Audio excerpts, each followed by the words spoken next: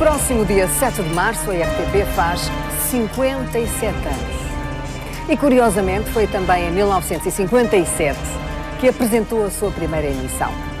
Mas neste meio século tudo mudou. Os meios de difusão, os modelos de financiamento, os conteúdos e a relação que cada um de nós tem com os seus média e com a televisão em particular. O mesmo acontece com os jornais. O papel, a escrita jornalística, o grafismo, tudo mudou.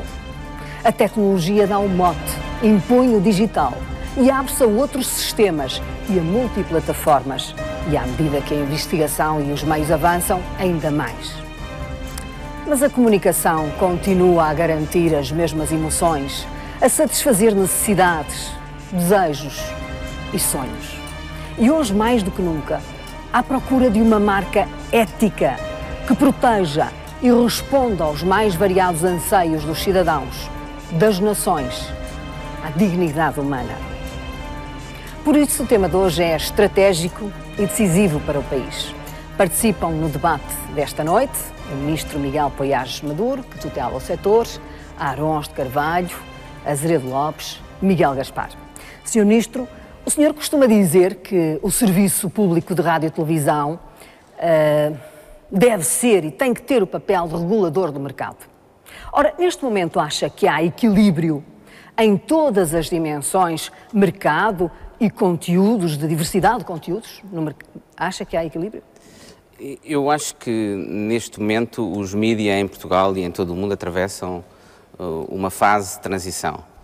E não é possível dizer ainda exatamente qual vai ser o futuro dos mídias, da comunicação social.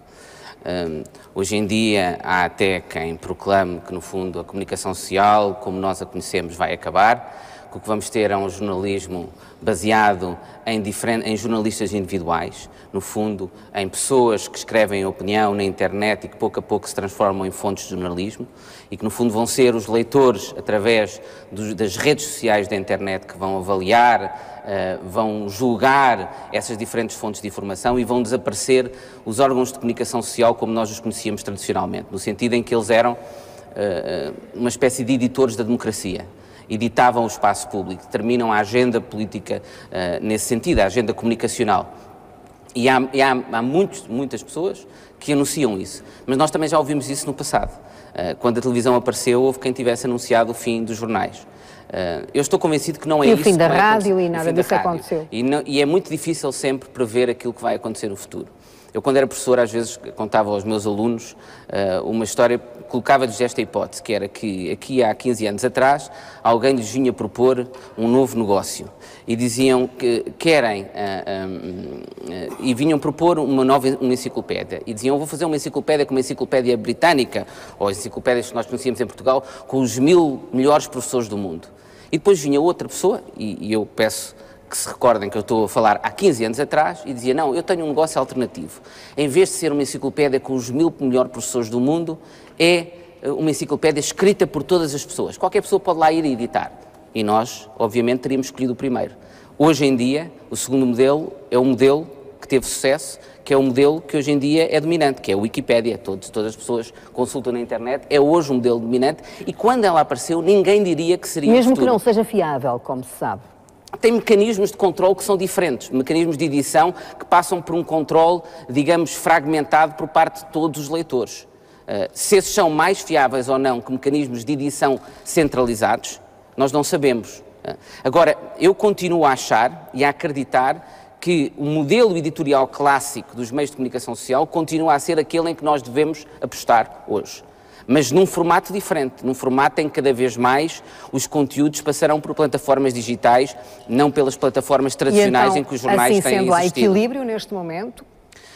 Eu penso que depende de que entendermos como equilíbrio. Quer do ponto de vista do mercado, nas receitas publicitárias, quer do ponto de vista também da diversidade de conteúdos. Eu penso que continua a existir equilíbrio na mesma medida em que existiu antes em termos de pluralismo. Eu penso que não podemos dizer que há uma diminuição de pluralismo neste momento. Há riscos para isso, porque a própria sustentabilidade financeira de muitos meios de comunicação social está em causa. Está em causa porquê? Pela mudança do paradigma de modelo de financiamento. Hoje em dia, Nós sabemos que a maior parte das receitas comerciais, das receitas de publicidade, estão a evoluir, estão a transferir-se para os grandes sites de agregação de informação na internet, que não são sites de notícia. Curiosamente, ao contrário do que se julgava originalmente, que houve muitas pessoas que entenderam que, no fundo, a internet iria ser um grande fator de democratização e de fragmentação, incluindo na comunicação social, a internet, até este momento, tem-se traduzido em mais concentração. Há mais concentração de tráfego na internet do que há concentração tradicional nas áreas económicas. Há mais concentração de publicidade em menos sites na internet do que há tradicionalmente. E, portanto, isso é um fator de preocupação. Mas, por outro lado, a evolução para este novo meio de comunicação e distribuição de conteúdos, como é a internet, seja pelos jornais, seja depois pelas televisões, pelas rádios, também pode trazer grandes vantagens. Porquê? Porque vai diminuir muito os custos de produção, permitindo concentrar mais as margens de negócio em termos de conteúdos. E, ao mesmo tempo, eu creio que os novos modelos de acesso à informação, à comunicação social, ao jornalismo na internet, vão ser modelos que permitirão, a médio prazo, uma sustentabilidade dos meios de comunicação social mais forte que hoje em dia. Porquê? Nós hoje, com os modelos dos iPads, por exemplo, dos smartphones, já acedemos à internet de uma forma muito mais simples e podemos pagar por um conteúdo com um clique. Fazemos assim e pagamos conteúdo. Isto significa que a médio prazo a possibilidade de financiar meios de comunicação social através de pagamento direto de conteúdos vai ser muito mais fácil do que hoje em dia. E vai permitir até que muitos meios de comunicação social dependam muito mais de formas de sustentabilidade associadas aos próprios conteúdos que produzem, do que a meios de financiamento, como hoje em dia por vezes temos, de publicidade, que geram problemas de conflitos de interesse económicos, por exemplo, e de dependência económica. Portanto, eu acho que nós temos desafios muito importantes, é claramente uma fase de transição, vai haver um novo modelo de negócio, um novo modelo de relação com os conteúdos. Nós sabemos que a queda da leitura de jornais é enorme, mas sabemos que a queda o aumento, que em termos de televisão, em termos de internet, tem havido um aumento do consumo de produtos jornalísticos, de conteúdos, e, portanto, há também sinais muito positivos. O que há é uns custos da transição deste sistema que estão a causar uma grande instabilidade nos próprios modelos de funcionamento e de sustentabilidade dos órgãos de comunicação social clássicos. Concorda? Professor Arão de Carvalho, professor Arão de Carvalho, devo dizer aos telespectadores, obviamente que muitos sabem disso, que tutelou o mesmo setor durante muito tempo em diversos governos socialistas. Eu partilho basicamente da mesma opinião, ou seja, mas estou preocupado com o momento atual, ou seja, dá a ideia, parece nítido que a comunicação social tradicional atravessa uma fase muito difícil nesta transição, fruto sobretudo da concorrência com um novo meio muito importante e muito influente, que é a internet, que é um meio instantâneo, que é um meio global, que é um meio interativo e que é praticamente gratuito. Além disso, creio que há também uma mudança muito importante que existe na sociedade portuguesa neste momento e nas sociedades em geral, que é o facto dos jornalistas terem deixado de ter o monopólio da informação, ou seja, existe hoje o chamado, talvez impropriamente chamado, jornalismo do cidadão.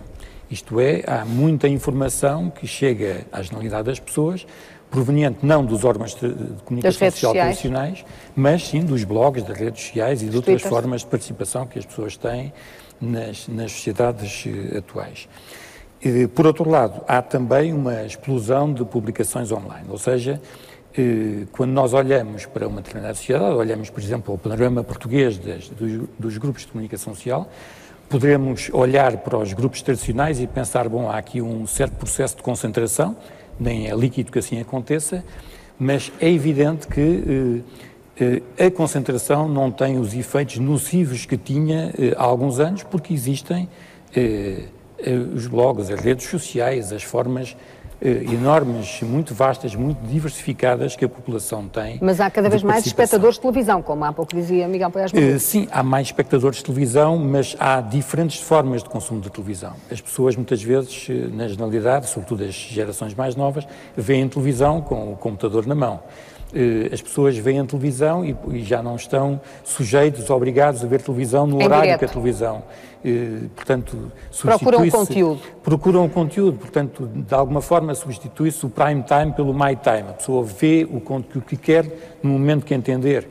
Isso tem depois também consequências muito importantes, que são, por exemplo, a questão da publicidade. Porque o facto das pessoas terem hoje tecnologias que permitem fugir facilmente da programação que é oferecida por um canal de televisão, coloca a questão da eficácia dos anúncios. Porque o cidadão, sobretudo os mais jovens, mais aptos, podem fugir dos intervalos publicitários, o que reforça, o que dificulta, digamos, o financiamento dos operadores. E há, portanto, que é a tendência para os anunciantes tentarem fugir do espaço em que estão obrigados, isto é, os intervalos dos programas, para tentarem, através da colocação de produto, da ajuda à produção e de outros meios, entrarem dentro do espaço dos programas com já lá problemas. Estão, muitas vezes. Já lá estão muitas Também. vezes, de forma que a Comissão Europeia, que a Diretiva Europeia já permite de alguma forma, mas com, digamos, com risco de a informação se confundir excessivamente com a publicidade e não haver um dos princípios básicos da publicidade, que é a identificabilidade.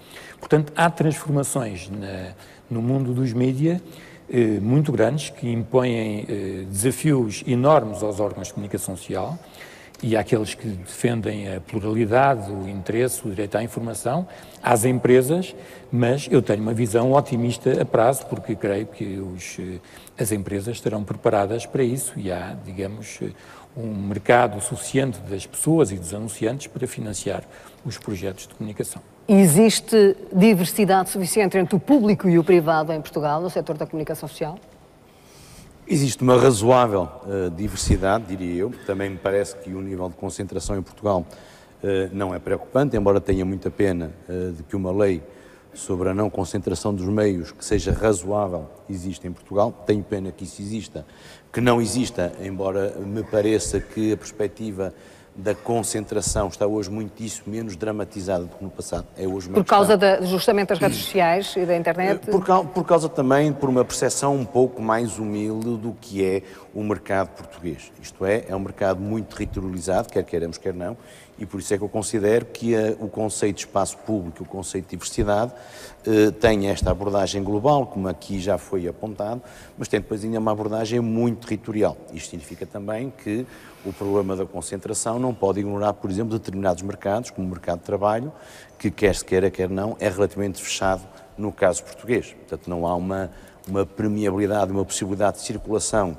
de trabalhadores na área, por exemplo, do jornalismo, como existe noutras áreas profissionais. E esse aspecto tem que ser tomado em consideração. Isto significa que eu, como consumidor, e sobretudo se puder aceder a conteúdos em diferentes línguas, tenho hoje um universo facílimo e infinitamente mais rico de qualquer capacidade de produção de conteúdos que pudesse existir em Portugal. E também por isso eu considero que a existência de um serviço público de televisão, considerando o espartilhar tremendo de consumos que cada um de nós tem, cada um de nós é hoje o seu próprio programador, isto é um clichê, mas é essencialmente verdade, significando isto que eu, como consumidor de televisão e sendo assinante de ou do cabo ou do IPTV, posso selecionar exatamente aquilo que quero ver e o momento em que o quero ver. O que vem também a dar, por vezes, na enorme pressão que existe para suplantar um modelo de funcionamento do mercado publicitário, como aqui também já foi dito, hoje, pura e simplesmente, está a perder tremendamente eficiência, e isto significa também que, quer quanto a conteúdos de natureza não jornalística, quer até em relação a conteúdos jornalísticos, existe uma pressão hoje muitíssimo maior de entrada da dimensão comercial justamente num produto que até aqui se considerava dever ser totalmente separado. E tendo em conta a concentração económica dos mídias, que apesar de não ser um grande problema, como disse, isso não dificulta ainda mais a independência? A concentração dos mídias não prejudica necessariamente a independência, ou seja, não existe uma relação direta entre concentração de propriedade e diminuição de diversidade, de pluralismo ou de independência. Há, aliás, estudos muito interessantes no plano europeu que até têm resultados surpreendentes em universos que aparentemente ou à primeira vista podiam parecer preocupantes. Estou a pensar na Itália de Berlusconi, mesmo no apogeu de Berlusconi, há um estudo muito bem feito do Conselho da Europa que demonstra que não há uma relação necessária entre a concentração da propriedade e a menor diversidade ou o menor pluralismo, desde logo porque quem detém meios de forma concentrada tem um interesse económico justamente em diversificar-se para atingir mais consumidores e para diversificar a sua oferta. Mas há, evidentemente, um sintoma que é preocupante, que é, no fundo e sempre, a questão de nós termos presente, quando falamos de um órgão de comunicação social, nós tendemos a pensar quase sempre em jornalistas. Mas não é muito mais do que isso. Claro. Sem isso é difícil conceber um órgão de comunicação social em sentido estrito, mas é muito mais do que isso. Uma empresa de comunicação social é isso mesmo, é um negócio, e é esse modelo de negócio que, ao desenvolver-se e ao adaptar-se, pode colocar em relativa dificuldade aquilo que até agora tínhamos por mais ou menos intangível. Mas eu tive a ver um relatório recente que foi elaborado por uma equipa da Católica, liderada pelo professor Alberto Castro, sobre a evolução 2007-2012 dos principais grupos de comunicação social, e percebem-se várias tendências, uma das quais é, apesar de tudo, uma surpreendente capacidade de adaptação a tempos que foram realmente catastróficos, do ponto de vista da quebra brutal das receitas publicitárias, de uma necessidade também ela brutal de redefinição de um modelo de negócio, e para quem antevia, em relação a alguns dos grupos mais tradicionais, uma morte anunciada, parece que mais uma vez as notícias sobre essa morte foram claramente exageradas. Para terminar, também me parece cada vez mais importante a existência de um serviço público de média. Sempre, convictamente, sempre a defendi, mas creio que justamente numa sociedade que é pequena, num mercado que é pequeno, num mercado que, apesar de tudo, tem um espartilhar de consumos muito significativo, num mercado que tem uma tradição de intervenção cidadã relativamente reduzida, justamente aquela função de regulação que há pouco referia para o Serviço Público de Média, parece-me um E ela está a funcionar, essa regulação, essa função de regulador? Eu não sei se está a funcionar, sei que se não funcionar, e não estou a pensar apenas na dimensão de mercado, estou também a pensar em muitas outras menções, neste Eldorado, com que muitas vezes nós pensamos que lidamos quando falamos de conteúdos, de acesso a conteúdos, etc., nós estamos a falar, não digo de um círculo fechado, mas de um grupo, ou uma parte da sociedade que não pode esquecer uma outra parte da sociedade que tem um acesso muito mais dificultado a esses conteúdos e onde é muito importante um referencial que não é por ser público, hoje em dia o público tem normalmente má fama, não é por ser público, não é a dimensão pública que lhe dá valor, mas é justamente um problema de sustentação que resulta de uma decisão da sociedade e aí necessariamente que o financiamento, por exemplo, há de partir de um qualquer modelo, o atual ou um qualquer outro. Miguel, como é que os média e a comunicação social está a sair, se é que está a sair desta crise que temos vivido nos últimos anos? De que forma é que o impacto se dá aqui? Bem, eu penso que não estão a sair porque estão bem mergulhados nela, não é? Eu acho que o problema da crise, para os jornais em particular, que é o meio sobre o qual eu posso falar melhor, tem que ser posto em dois planos. Ou seja, por um lado há um plano que tem a ver com o modelo de negócio e saber como é que se sustentam os jornais quando a publicidade está a baixar, quando os leitores estão a passar para o online e quando nós temos a internet sob o paradigma da gratuitidade. E, portanto, como a publicidade que é feita nos sites, neste momento, não chega para compensar os custos de uma redação, então nós temos, do ponto de vista da estrutura e dos custos, opções que são difíceis e dolorosas. Evidentemente, hoje em dia vivemos um período onde as redações são mais curtas, onde há redações com menos jornalistas, com menos meios. O que é que isto significa do ponto de vista do jornalismo? Significa, por exemplo, que a capacidade para fazer jornalismo de investigação, por exemplo, que é, no fundo, a parte mais nobre do jornalismo, ficou dificultada, porque há menos pessoas, menos meios para fazer as coisas. E com isso, nós temos, de facto, mais dificuldades em fazer aquilo que um público, por sua vez, se tornou mais exigente devido a várias razões, e a própria internet e todo este universo das redes sociais também tem a ver com essa exigência. Portanto, estamos numa situação em que temos um público mais exigente e mais dificuldades em chegar a esse público. Como é que isso se vai resolver? Na minha opinião, Eu acho que isso só é superável a partir do momento em que nós introduzirmos, isto é uma coisa, penso ainda bastante polémica hoje em dia, modelos de conteúdos pagos nos órgãos de comunicação social e nos jornais em particular na internet. Portanto, quer dizer, só quando os conteúdos, a partir do momento em que os espectadores ou os cibernautas se habituarem à ideia dos conteúdos pagos, é que nós podemos garantir... O que não é neste momento de crise, com certeza? O que não é neste momento de crise, com certeza, mas vamos ver como é que o mercado evolui nesse sentido. A questão do mercado coloca-se aí. A internet nasceu como um meio gratuito, a gratuidade faz parte da própria filosofia, da própria essência da internet como meio. Há muitas coisas gratuitas na internet, portanto, conseguir convencer as pessoas que vale a pena pagar por este site é algo que não é óbvio. Eu diria que, para conseguir fazer isso, são precisas várias condições, não é? E uma das condições fundamentais é preciso que os leitores reconheçam esse site como referência, portanto, como algo que dá uma capacidade de informação diferenciadora e que não está nos outros sites, e isto é muito mais difícil de fazer para um meio generalista, ou seja, um jornal ou uma televisão que tentam, no fundo, dar informação sobre todas as áreas, é muito mais fácil fazer num meio especializado. Eu acho que, no fundo, há aqui uma hierarquia em que nós temos, onde a vida é mais difícil para os meios generalistas, é mais fácil para os meios de nicho, não é, que tratam de setores especializados, e ainda é mais fácil para uma realidade que o Sr. Ministro falava há pouco, que é esta ideia dos jornalistas individuais, não é, que vão criando a sua própria marca, no fundo, não é? É uma marca. No fundo, conseguem atravessar sozinhos, não é? Ter uma grande capacidade de atração e são também uma parte importante desta realidade. Agora, valem por eles. Valem por eles. Agora, como é que nós evitamos esse cenário onde, porque eu acredito, como dizia há pouco, que há um risco real das organizações de comunicação social, as organizações de média se tornarem obsoletas. Eu acho que vamos dizer que é um cenário um bocadinho extremo, mas eu acho que essa possibilidade é real. E para isso acho que é um jogo em aberto e acho que a possibilidade disso não acontecer depende dos médias serem capazes de se adaptar à complexidade desta estrutura. No fundo, esse discurso já o tivemos há 10 anos e os médias foram-se adaptando. Mas eu acho que a adaptação foi lenta, foi difícil e não sei se foi bem feita. Eu diria que uma boa parte dessa adaptação foi mais ou menos cometer muitos erros. Se calhar neste momento estão melhor colocados para entrar numa fase que eu penso agora é realmente decisiva, porque os níveis de leitura da imprensa, por exemplo, baixaram muito.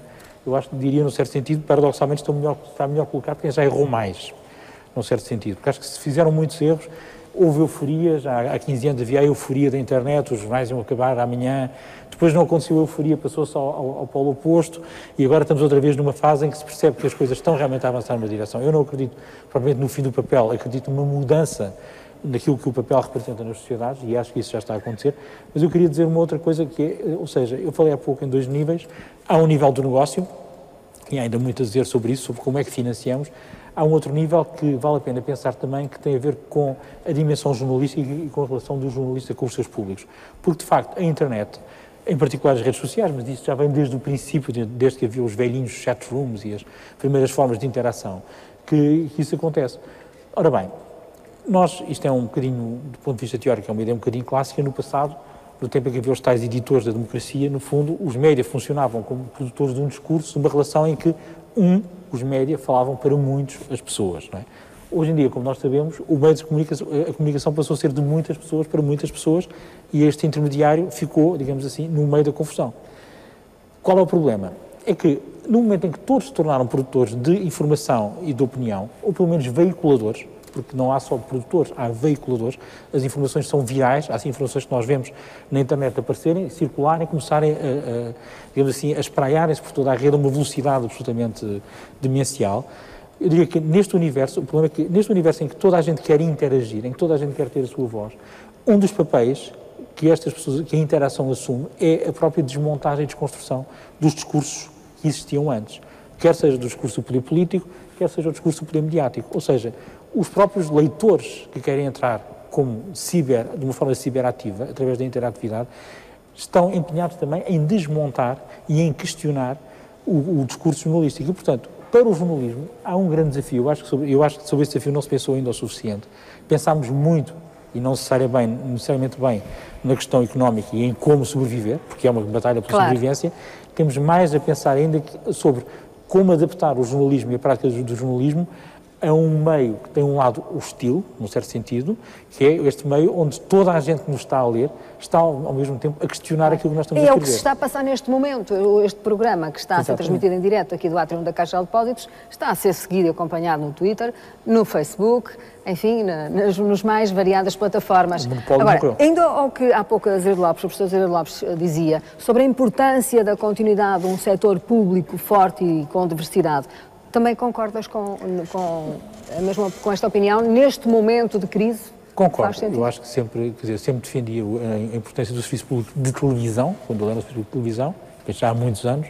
Hoje em dia falamos, claro, de uma forma mais apropriada, de um serviço público de média, de rádio e televisão no passado. Rádio e televisão, sim. De média, porque no fundo os conteúdos digitais tornaram-se uma parte integrante deste serviço público. Claro, os conteúdos multimédia, sim. O serviço público tem, tal como os média privados, se quiser, de se adaptar às circunstâncias do presente. O que é que eu diria de uma forma muito rápida sobre isso? Nós constatamos hoje em dia que o consumo de televisão generalista mudou, porque se formos ver os números das audiências, e se compararmos com os números de há 10 ou há 20 anos, verificamos que também aqui o fenómeno da fragmentação fez necessariamente o seu caminho e os grandes canais generalistas batem-se por níveis de audiência e de share globalmente inferior. Mas continuam ainda a ser os primeiros, os 3 canais generalistas. Claro, e seriam sempre os 4 canais generalistas. E do certo dizer, até se pode dizer que as televisões têm sido bastante resilientes e têm resistido bem, contra mim falo, se calhar melhor do que os jornais. Mas agora, o fenómeno existe. E o que é que eu acho que o fenómeno existe? E também existe o fenómeno da multiplicação da oferta. Muitas pessoas dizem, hoje em dia, ouve-se argumentar, para que o serviço público quando há 300 canais? Bom, eu acho que é um bocadinho essa a questão que vale a pena colocar. Se eu já tenho 10 canais de história, 10 canais de desporto e por aí fora, então o que é que o serviço público vai acrescentar? Eu acho que aqui ponho um bocado na posição do consumidor. Eu acho que muitas das pessoas que têm 300 canais em casa, na verdade, vêm para aí 15, não é? Porque, de facto, muitas vezes não podemos depender por completo da oferta. Não correspondem àquilo que nós precisamos, não é? Acho que há sempre um espaço para o serviço público criar conteúdos diferenciadores que estão ao seu alcance fazer. E julgo que o grande desafio é a capacidade do serviço público, num universo onde, se calhar, as audiências podem ser menos importantes, isto também é uma velha batalha. Mas ter capacidade de influência. Mas com capacidade, sobretudo, para ter conteúdos realmente diferenciadores. E a grande questão, penso, é saber quais são esses conteúdos hoje. Sr. Ministro, este Governo tem tido desde o início uma política errática no que diz respeito ao Serviço Público de Rádio e Televisão. Já mudou de opinião mais que uma vez desde que o senhor chegou ao Governo, nem tanto, mas antes de si, nesta legislatura. Sim. Neste momento está a criar um Conselho Geral para gerir o Serviço Público de Rádio e Televisão. Com que objetivo e porquê? O objetivo da criação de um Conselho Geral independente é aquele de reforçar a credibilidade do Serviço Público de Rádio e Televisão, desde logo retirando a carga política que lhe é associada devido ao risco, ou à percepção do risco, verdadeiro ou falso não interessa, mas essa percepção existe, de uma potencial de intervenção governativa, de intervenção política. Acha que existe ainda esse risco? A única coisa que posso falar é por mim. Enquanto Ministro da Tutela, eu seguramente não interferi na RTP, nas suas questões de programação, nas suas questões que lhe pertencem à sua Mas acha autonomia. Que o público vê dessa maneira, que há uma percepção de risco político, de si manipulação mesmo, política? A existência do risco, se concretizada, seria extremamente grave e extremamente negativa. Mas, independentemente disso, a percepção, essa suspeita de politização tem sido muito negativa para o Serviço Público de Rádio e Televisão. Porquê? Porque, desde logo, afeta os debates sobre a empresa. As decisões relativamente àquilo que deve ser o serviço público, ao seu funcionamento, são todas politizadas, são transformadas sempre em questões políticas. Por outro lado, a percepção de que um Conselho de Administração pode ser como um braço do Governo dentro da empresa dificulta a gestão e a orientação estratégica dentro da empresa e, ao mesmo tempo, tudo isso torna também difícil o exercício de uma supervisão efetiva sobre a empresa. Porquê? Porque a fronteira entre aquilo que é um exercício eficaz da supervisão por parte da tutela, no controle dos objetivos, por exemplo, do contrato de concessão e nos objetivos de gestão da empresa, a fronteira entre o que é essa supervisão eficaz e o que é uma interferência política indevida é muito difícil de estabelecer. E, portanto, o risco permanente de contaminação existe e isso afeta, como eu dizia, o discurso sobre a empresa, mas também o seu funcionamento, a sua forma de gestão. Portanto, quando eu e quando este Governo toma uma decisão de transferir os poderes da tutela setorial para um Conselho Geral Independente, o objetivo não é apenas aquele de eliminar os riscos de politização da empresa, é de eliminar também todas as disfunções que afetam atualmente o Serviço Público de Rádio e Televisão pela existência dessa suspeita. Como, por exemplo, que tipo de disfunções? As disfunções que eu dizia, a circunstância de o facto de a percepção existir de que um Conselho de Administração pode ser, dentro da empresa, um instrumento do Governo, afetar a capacidade de gestão efetiva por parte desse Conselho de Administração. Da mesma forma que afeta também a capacidade de supervisão efetiva por parte da tutela. Porque o que é uma intervenção legítima em termos de orientação e de fiscalização da estratégia de programação da RTP por parte da tutela e o que é uma intervenção indevida. Isso é extremamente difícil de definir. No entanto, o Governo propõe-se nomear 2 dos representantes nesse Conselho Geral. Porque a independência do Conselho Geral Independente, e nós temos de entender que não há nenhum sistema institucional, nenhum sistema de governo que seja perfeito ascético e imune a qualquer tipo de críticas. E a opção que nós tínhamos de fazer era, o modelo alternativo era, por exemplo, dizer 2/3 da Assembleia da República nomeia os membros do Conselho Geral Independente. Aí o que estaríamos a fazer, e nós conhecemos sistemas semelhantes noutros países, não era um Conselho Geral Independente, era um Conselho Geral com representação pluripartidária. Isso eu não pretendia. Como é que procurámos assegurar, no modelo que está previsto, a independência? Asseguramos porque, no exercício das funções, esses membros do Conselho Geral Independente não respondem perante o Governo, são inamovíveis, os seus mandatos não são renováveis, o que significa que, uma vez nomeados e membros do Conselho Geral Independente, não há qualquer forma de exercício de 6 anos, não há qualquer forma de exercício de poder por parte do Governo, para além de que os critérios de seleção, e o Governo tem 2 apenas em 6 membros, que indica, sendo que eles depois não respondem nem representam o Governo, para além de que os critérios de seleção são com base em pessoas e personalidades de reconhecida independência e mérito profissional e serão, aliás, objeto de parecer por parte da ERC. Portanto, nós procuramos estabelecer um modelo que, na minha opinião, é aquele que mais garantirá a independência. Mas, como eu tenho dito, só para concluir, como eu tenho dito, neste tipo de questões é preciso nós vermos a composição do modelo, será a melhor prova. E eu acho que quando for conhecida a composição eventual deste Conselho Geral Independente, isso será a melhor garantia de que a independência, desde logo, em primeiro lugar, terá de ser aprovado a lei na Assembleia da República. E uma vez isso acontecendo, então o Conselho de Opinião, o Governo... Mas é ainda este ano? Sim, este ano seguramente, em poucos meses. Está de acordo, professor Araújo de Carvalho? Bom, começo por dizer que é muito mais tranquilizador discutirmos o Conselho Geral Independente do que a privatização de um dos canais da RTP ou da própria empresa. E, o Governo mudou de opinião. O Governo mudou de opinião e ainda bem. A segunda questão é que eu não ponho nem por um instante em causa a boa intenção do Sr. Ministro aqui exposta. Isso não significa que eu concordo com a proposta do Conselho Geral Independente. Em primeiro lugar, porque eu penso que este Conselho é desnecessário.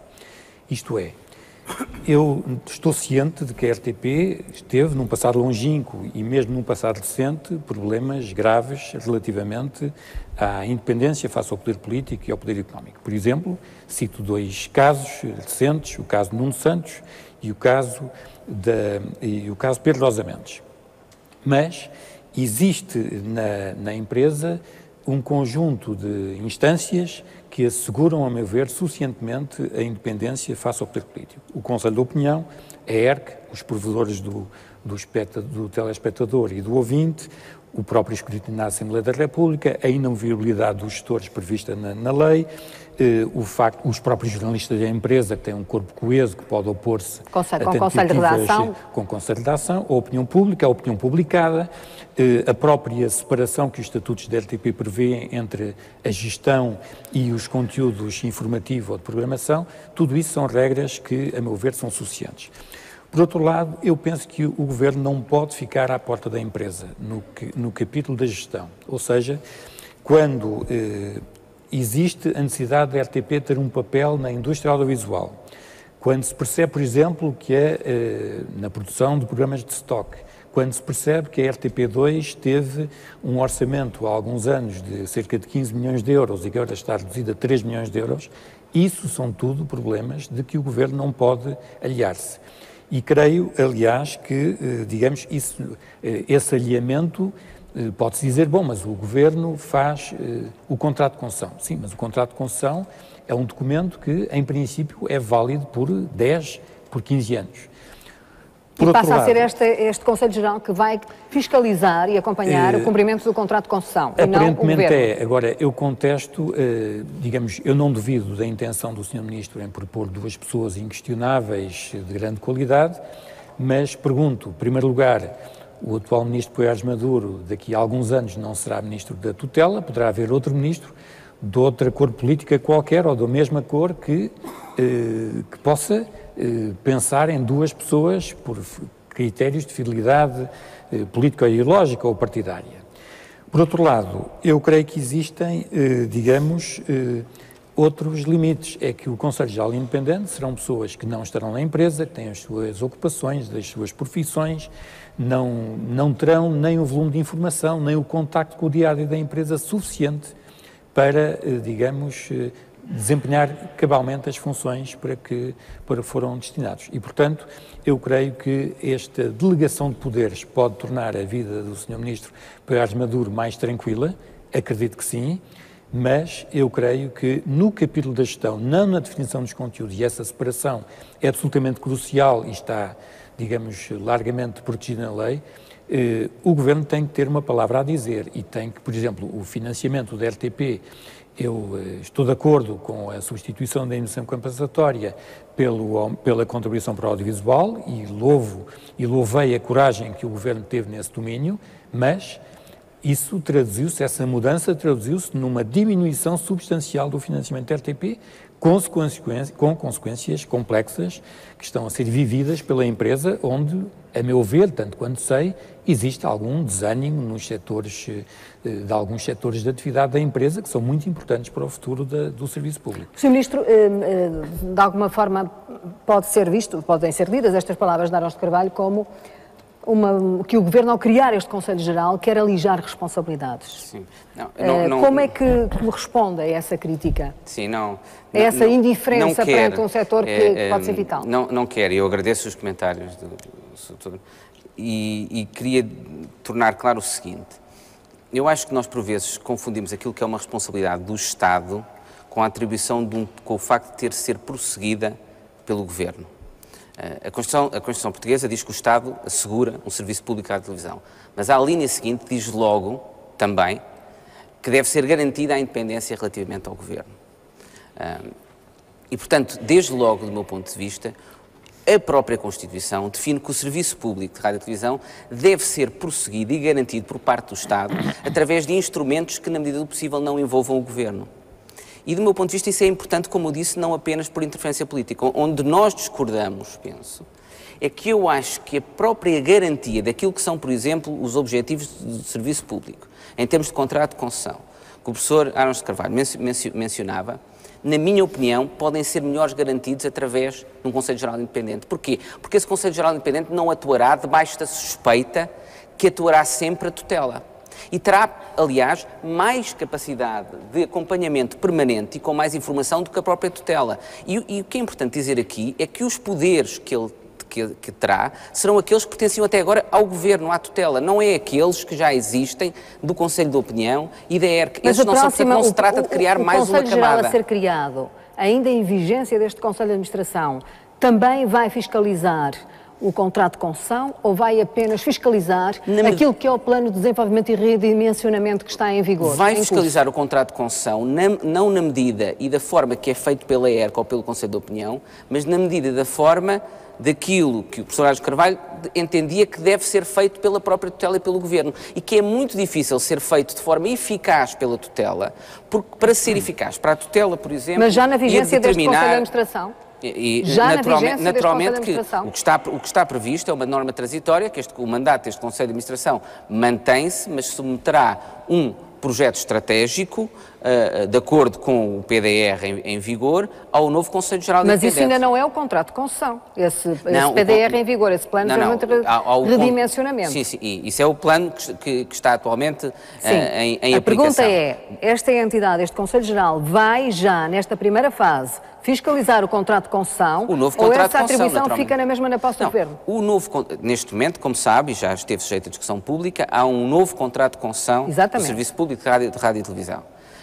Esse novo contrato de concessão entrará em vigor muito em breve, logo que seja adotado, e, portanto, a partir desse momento, ele vincula, aliás, por exemplo, em termos de programação, o contrato prevê que a RTP terá 90 dias para adaptar a sua estratégia de programação ao que está previsto no contrato de concessão. E, portanto, a partir desse momento... Como é que isso vai ser compatibilizado com o plano de desenvolvimento e redimensionamento? Porque esse plano está pensado em termos que se adequam ao próprio contrato de concessão. Não há nenhuma tensão, há eventualmente uma discussão que pode ser tida relativamente ao financiamento, que é uma discussão que eu acho legítima de ter. Eu disse, por exemplo, e é a única questão que pode ser legítima de ter, se o financiamento público da televisão é ou não o mais apropriado. Eu acho e concordo, nós concordamos desse ponto de vista, que claramente deve ser um financiamento assente na contribuição do audiovisual e não, como era até aqui, em transferências orçamentais. Pela mesma razão de preservação da independência da empresa com que eu defendo o Conselho Geral Independente. Porque um mecanismo em que o financiamento da empresa está dependente de transferências orçamentais, que os cidadãos muitas vezes não reparam, não se dão conta, e que um governo pode facilmente variar anualmente, era outra forma de controle político da empresa. Em vez de ser através do exercício de poder político, era abrindo ou fechando a torneira de financiamento. Vamos guardar a questão do financiamento para a segunda parte, porque eu tenho que ir para intervalo, mas fica então claro que o Conselho Geral, que ficará já em vigor este ano, vai já fiscalizar o contrato de concessão e não apenas o plano de desenvolvimento e redimensionamento. Sim, naturalmente. E que a empresa tem 30 dias para se ajustar, 90 dias para se ajustar ao novo contrato de concessão. Exatamente. Voltamos já para a segunda parte do Prós e Contras. Até já.